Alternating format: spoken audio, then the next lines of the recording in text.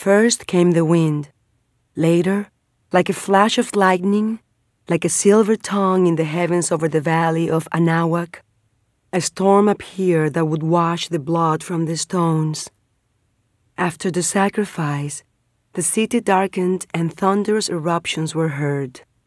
Then, a silver serpent appeared in the sky, seen distinctly from many different places, and it began to rain in such a way as had been rarely seen. All afternoon and evening it rained, and through the following day as well. For 3 days the rains would not cease. It rained so hard that the priests and wise men of Anahuac became alarmed. They were accustomed to listening to and interpreting the voice of the water, but on this occasion they insisted that not only was Tlaloc, god of rain, trying to tell them something, but that by means of the water he had allowed a new light to fall over them, a new vision that would bring a different meaning to their lives. And although they did not yet clearly know what it was, they could feel it in their hearts. Before their minds could correctly interpret the depth of this message that the waters revealed as they fell, the rain stopped, and a radiant sun was reflected in myriad places among the small lakes and rivers and canals that had been left brimming with water. That day, far from the valley of Anahuac, in the region of Painala, a woman struggled to give birth to her first child.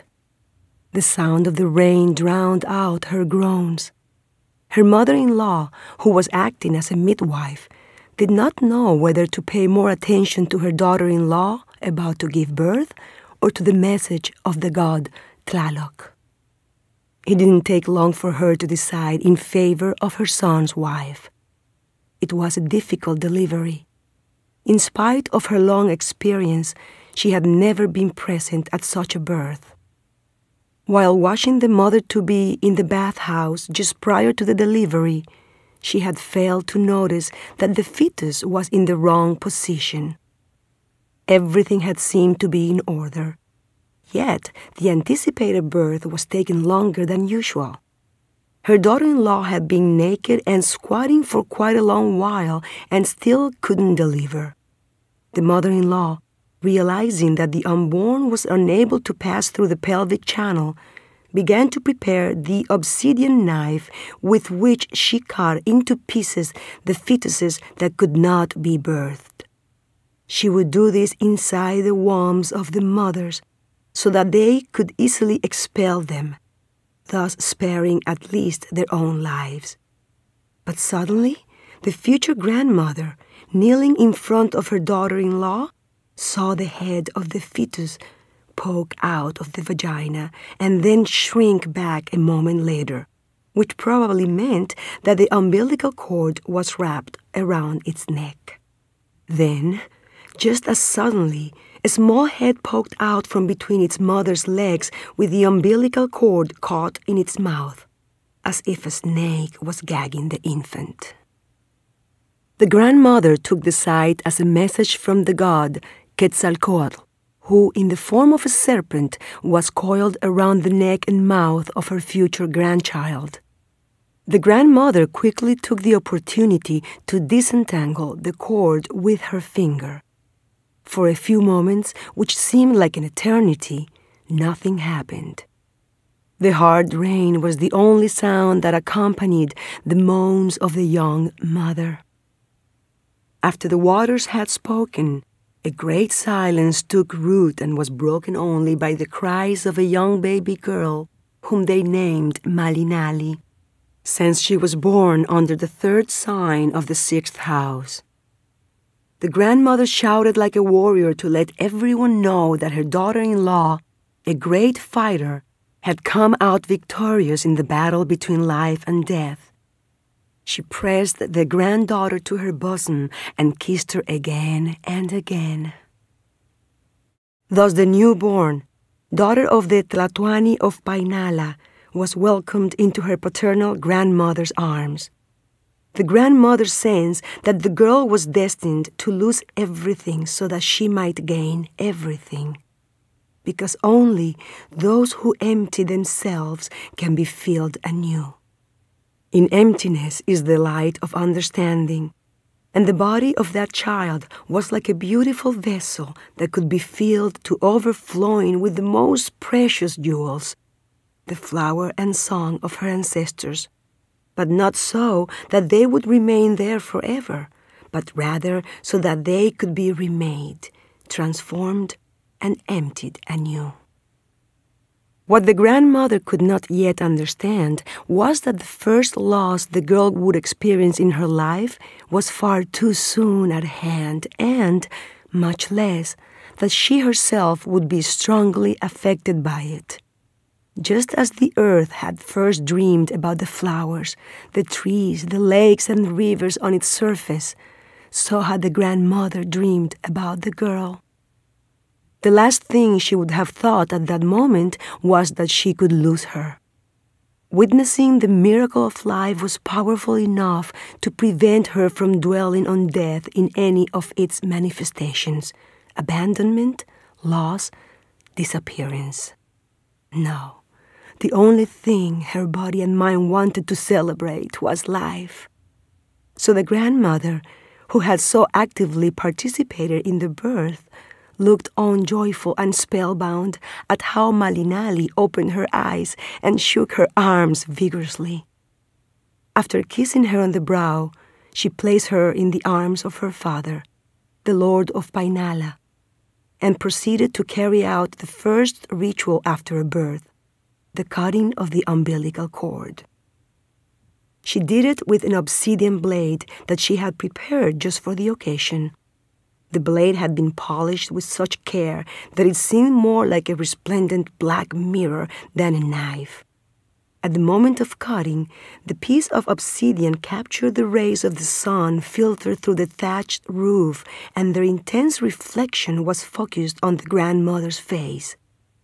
The magnificent rays of the solar star knifed into the grandmother's pupils with such force that they irremediably damaged her sight.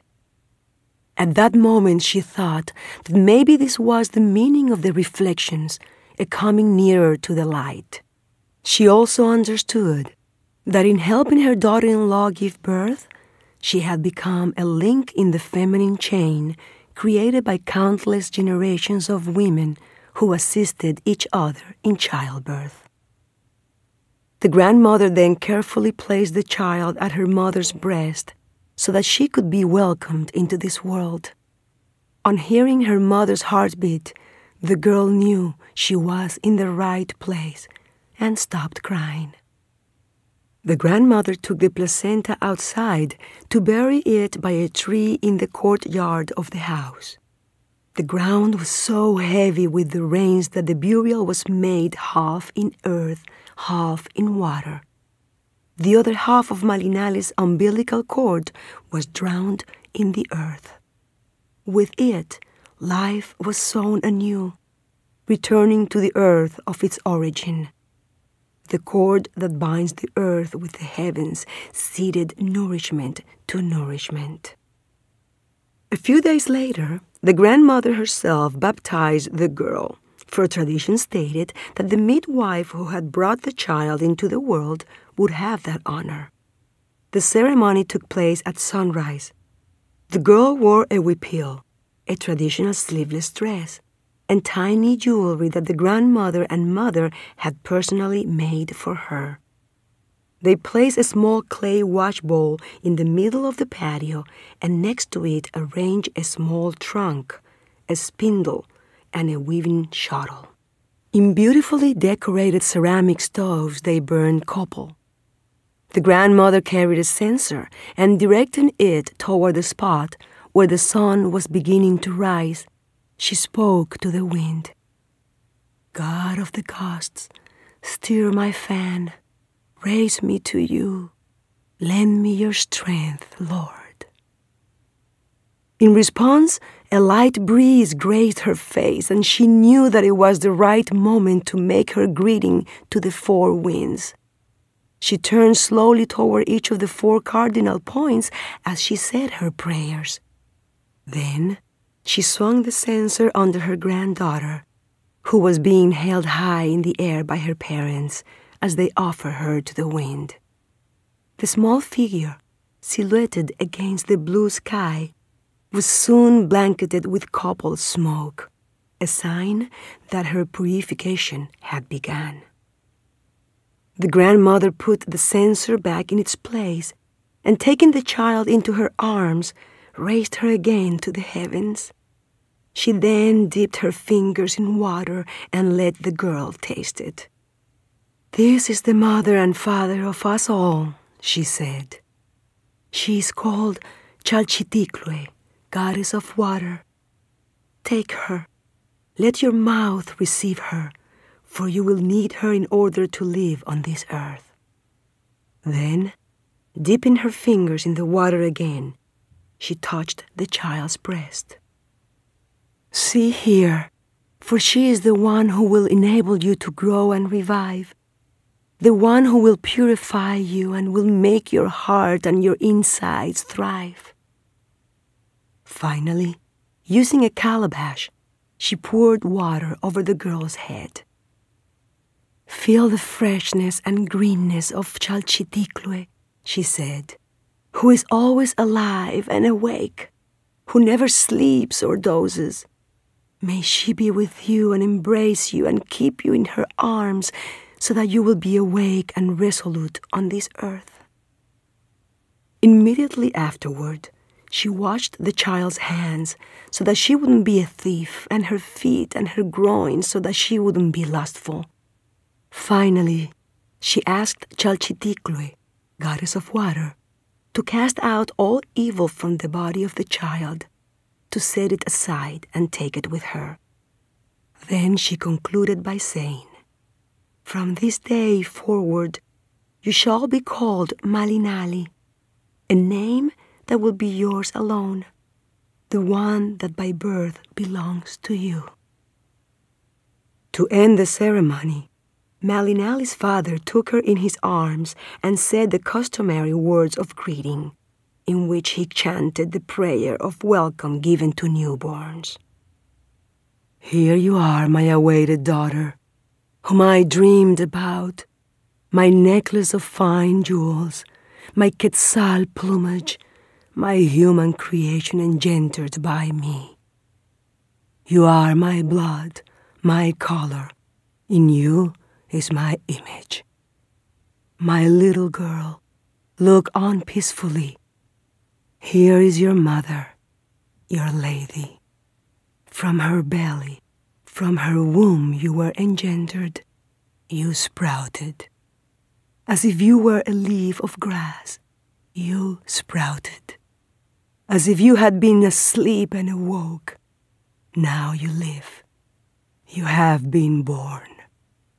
Our Lord, the keeper of all things, the maker of people, the inventor of man, has sent you forth onto the earth." At that moment, Malinali's father felt an inspiration within him from somewhere quite different, and instead of continuing with the traditional words of welcome, he mouthed a different chant. "My daughter, you come from the water, and the water speaks. You come from time and will live in time, and your word will live in the wind and be planted in the earth. Your word will be the fire that transforms all things. Your word will live in the water and be a mirror to the tongue. Your word will have eyes and will see, will have ears and will hear, will have the tact to lie with the truth and to tell truths that will seem like lies. And with your word you will be able to return to the stillness, to the beginning where nothing is, where all of creation returns to silence. But your word will awaken it, and you will name the gods and give voice to the trees. And you will give nature a tongue to speak for you of the invisible that will again be visible through your word." and your tongue will be the word of light, a paintbrush of flowers.